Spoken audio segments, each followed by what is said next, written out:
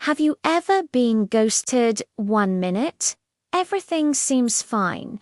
The connection is there. The conversations are flowing. The next, silence. Complete, deafening silence. It leaves you with a million questions, a heavy heart, and a lingering sense of confusion. What did I do wrong? Was it something I said? This sudden disappearance can feel intensely personal, like a direct rejection of who you are. But what if I told you that, often, ghosting has very little to do with you and almost everything to do with what's happening inside the other person's brain? Let's take a walk through the science of this disappearing act. Imagine the brain as a complex command center. Deep within it lies the amygdala, our primal fear circuit.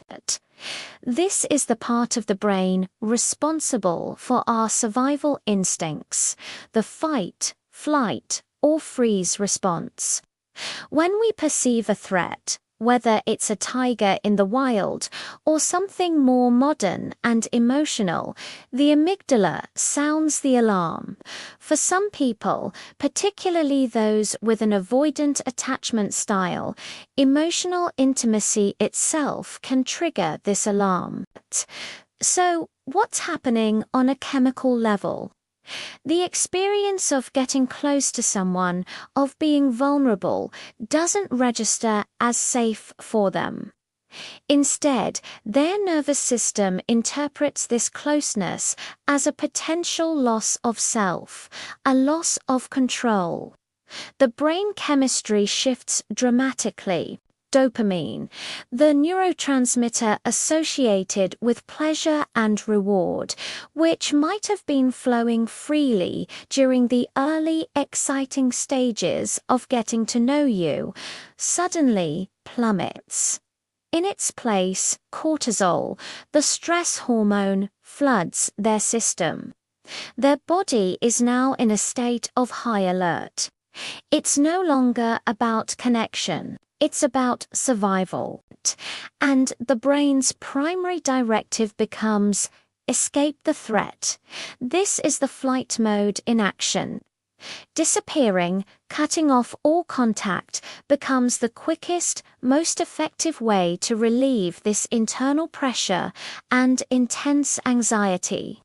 From their perspective, vanishing feels like a release, a return to safety. Think about it like this. Their internal alarm is missed, while a secure nervous system would see intimacy as a source of comfort and safety. An avoidant nervous system sees it as a trap. This often stems from early life experiences where closeness might have been inconsistent, overwhelming, or even unsafe. Their brain learned a powerful lesson: depending on others leads to pain or chaos, and self-preservation means keeping a safe distance. So, when a relationship starts to deepen, when real vulnerability is required, their old programming kicks in. Ghosting isn't a calculated, malicious act to hurt you. It's a deeply ingrained, almost automatic, self-protective reflex. It's their brain screaming danger, get out now, and their body obeying.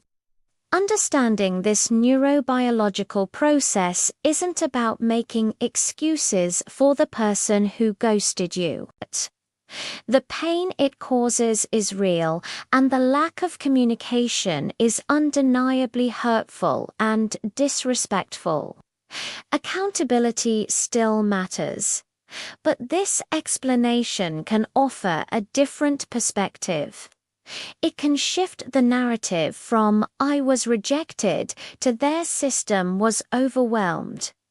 It helps depersonalize the experience. It wasn't about your worthiness. It was about their capacity.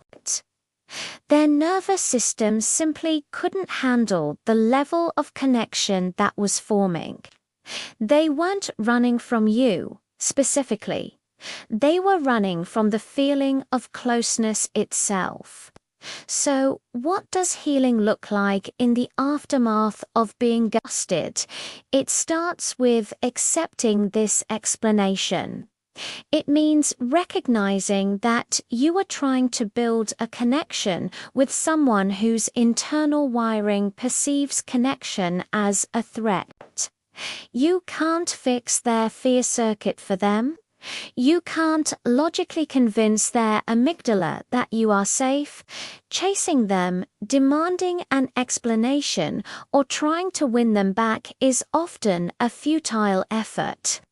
It's like trying to reason with a smoke detector that's going off. The only thing that will calm their system is distance, the very thing that is causing you pain. Healing, therefore, means turning your focus inward. It means no longer chasing what is fundamentally dysregulated and cannot offer you the stability you need. It's about breaking the cycle of seeking validation from someone who is incapable of giving it.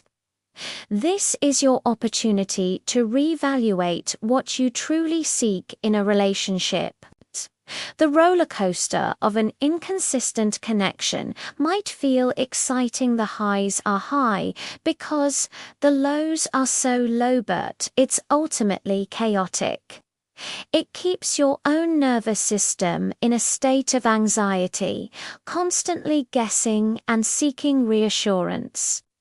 True healing is about actively choosing a different path. It's about seeking out people whose presence feels like a calm harbor, not a stormy sea. Look for consistency, clear communication, and mutual respect. Pay attention to how your own body feels around someone. Do you feel relaxed, at ease, able to be yourself? Or do you feel on edge, anxious, constantly trying to perform or prove your worth? The goal is to find someone whose nervous system co-regulates with yours, creating a shared sense of safety and peace. This doesn't mean you'll never feel a spark or excitement again.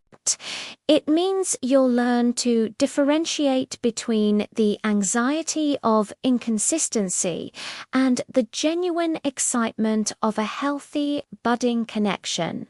Safety in a relationship shouldn't feel boring.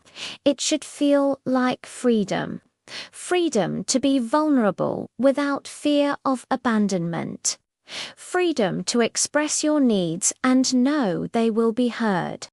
Freedom to build something real and lasting with someone who has the capacity to stay, to communicate, and to navigate challenges with you, not run from them. Let go of the ghost. Let go of the need for an answer that may never come. The explanation lies not in your perceived flaws, but in their internal flight response. Release the blame you've placed on yourself. Your worth was never in question. Their capacity was the limitation. Now, you have the profound opportunity to seek out a connection that nourishes your soul, calms your nervous system, and honors the beautiful, consistent love you have to offer. Choose calm, choose safety. Choose someone who isn't afraid to stay. Thank you so much for joining me on this walk tonight. I hope this perspective brings you a bit of peace and clarity. If this resonated with you, please consider liking this video and subscribing to the channel for more content on navigating relationships and understanding ourselves better. Take care of your heart.